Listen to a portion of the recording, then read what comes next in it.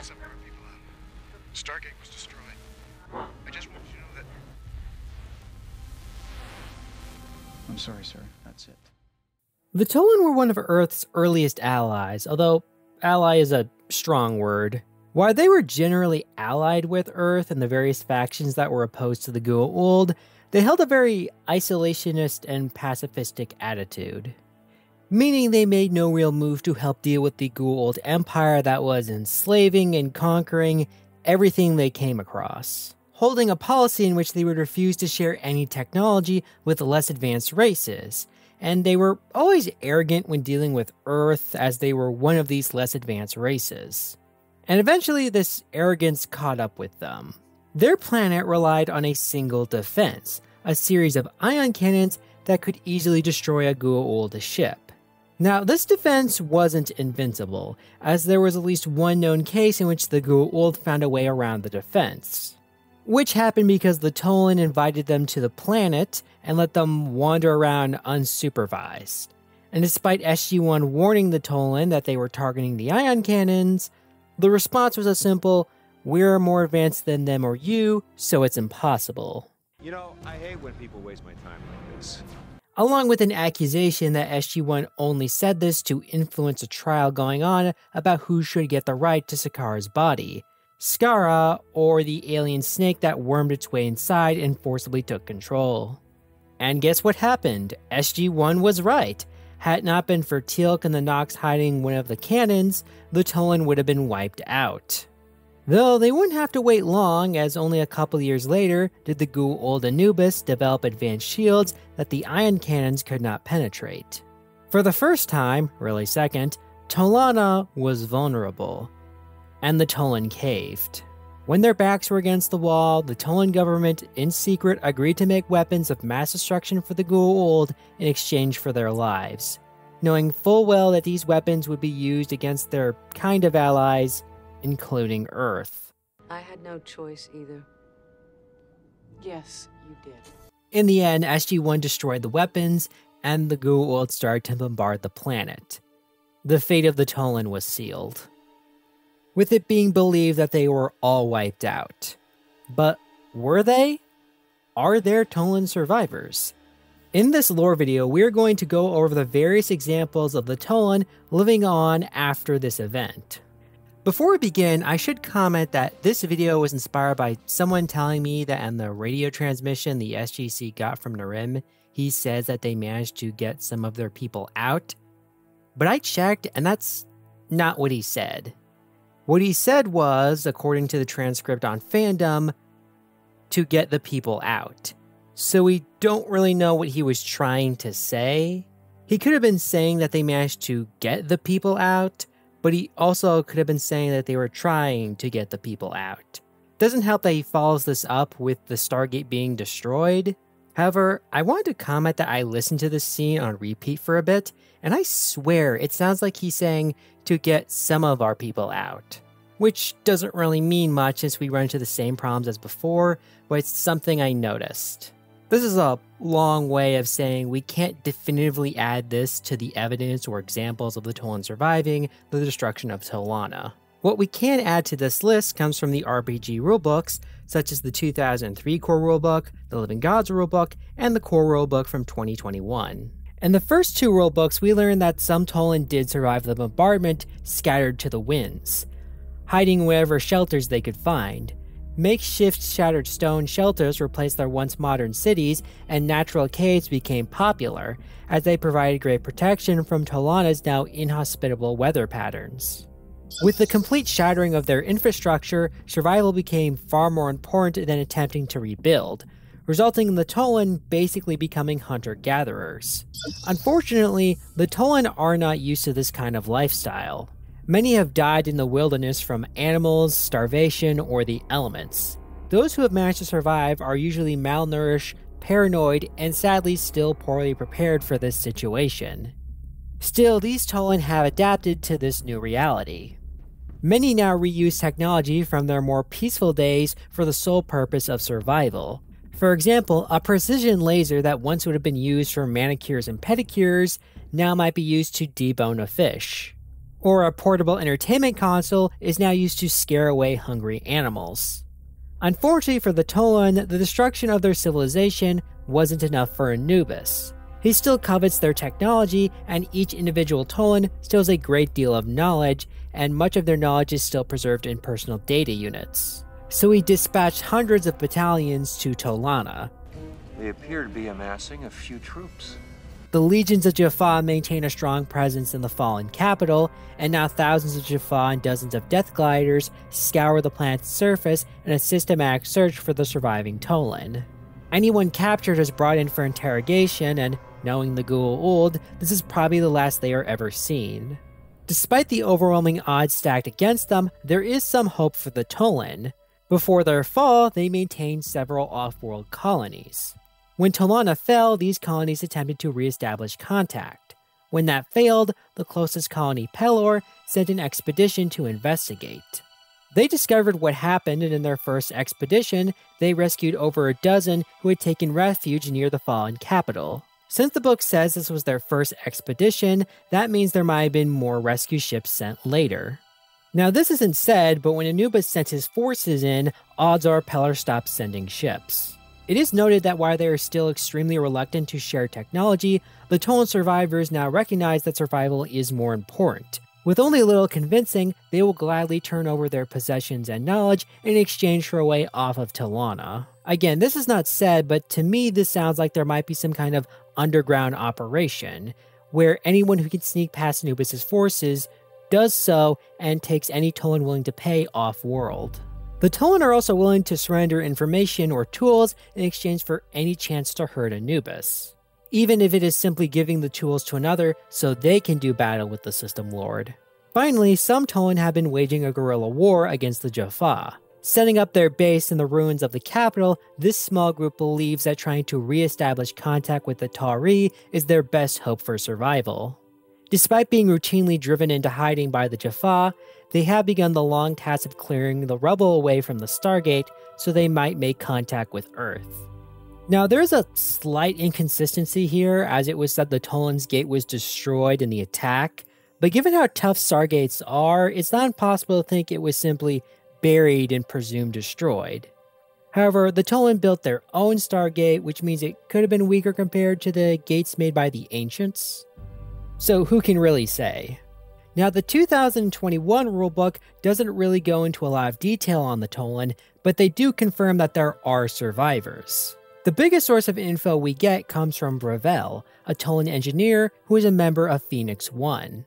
We learn that it was not long after he finished his studies that Anubis attacked his world, and he had to watch as everyone he knew and loved was killed when the escape ships were shot down. He spent months in isolation, hiding in the ruins while attempting to call for help, risking his life so that others would know his fate. He managed to get an old satellite online remotely, but it was shot down by a Gou'ald strike craft before he could complete the transmission. He had to watch as his last hope broke up in the atmosphere, but that brief transmission was enough to be picked up, and a few months later he was rescued by the Tari. He was then recruited by a major general lawyer for the Phoenix Project. Having nothing left save for his desire for revenge and pride in what his people had accomplished before their destruction, he became part of Phoenix 1. Now, I won't go into any more on Gravel since that's more for a character lore video in the future. Something else we learn is that the Tollan are now part of the Home Initiative, the headquarters for off-world migration endeavors, an initiative part of the Phoenix Alliance that provides aids to displaced people of the galaxy, and we know the Tollan were one of these groups receiving aid. In fact, there was an offer to relocate the Tollan to P3X797, that planet divided between light and dark, and they took it along with various other peoples in need of a new home.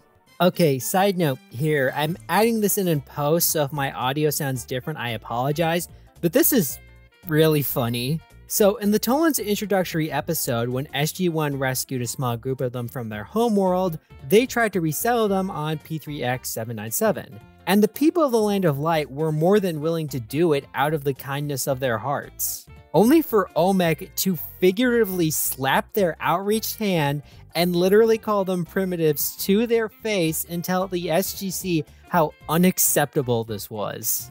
I get his reasoning, but I could just imagine the eating grin this guy must have had when a few years later, the Tollan turned back on their doorstep and were like, hey, can we move in?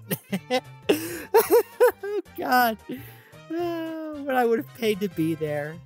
Okay, back to the original video. As for the Phoenix Alliance itself, while not an official member, the remnant of the Tollan have agreed to lend their support, such as when they were asked to improve the range and portability of the transphase eradication rods to use against the Re2 rebels. They agreed to look into this, but so far have shown no results. Though this could be that since Tollan science was so advanced, we know that at least Brevel has a hard time working with less advanced tech. I know it's not much compared to the previous 2 rulebooks, but something to keep in mind is that there are some references to the older RPG books in this new one. So I like to think the old and new are part of the same canon, or at the very least there is some crossover between them, such as the Jaffa having a presence on the planet post-bombardment. However, I did notice there was something not brought up in the core rulebook, Pelor and the other Tollan colonies. And to be honest, I'm okay with this decision to exclude them. See, whenever you have extended lore, there's always going to be this clash between what the main media says and what the external media says. In this case, the show made clear the Tollan were wiped out. We would also need corroborating testimony from the Tollans. Yeah, now see, that's going to be a problem, seeing as how they've been wiped out by the Gou'ald.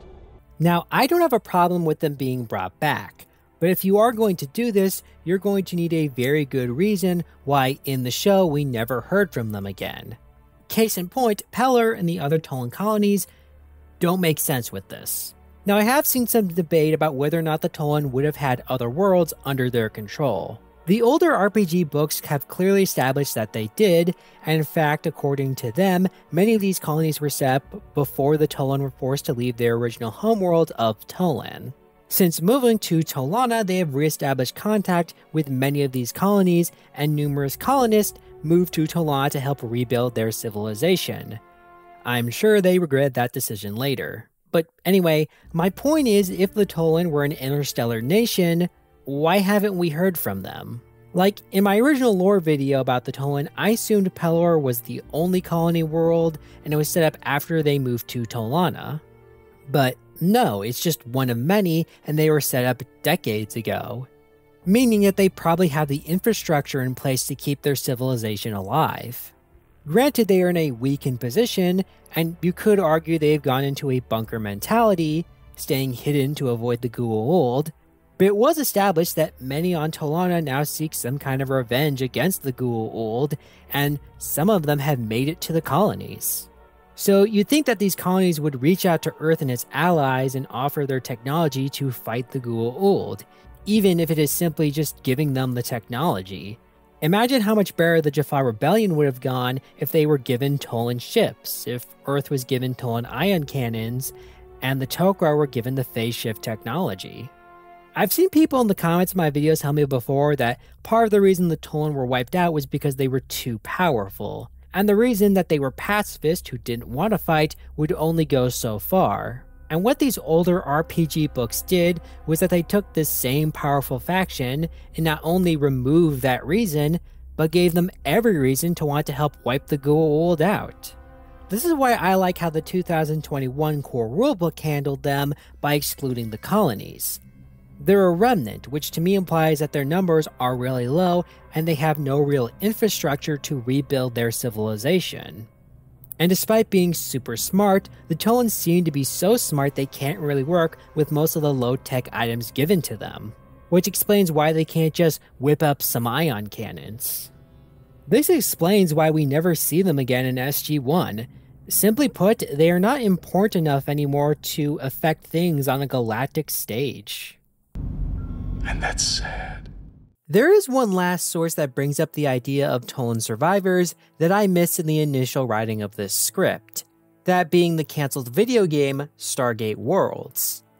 I couldn't find a lot, but from what I understand you could visit Tollana both pre its destruction and post, which I don't really know how that would have worked. From what fandom says, there would have been NPCs of a Tollan resistance, made up of those who survived the destruction of their main city, as well as damaged Tollan drones, which could have been made post-Anubis' attack on the planet. The only other thing we know for certain is that the Gou'ald would have been occupying the planet. So, were there Tollan survivors?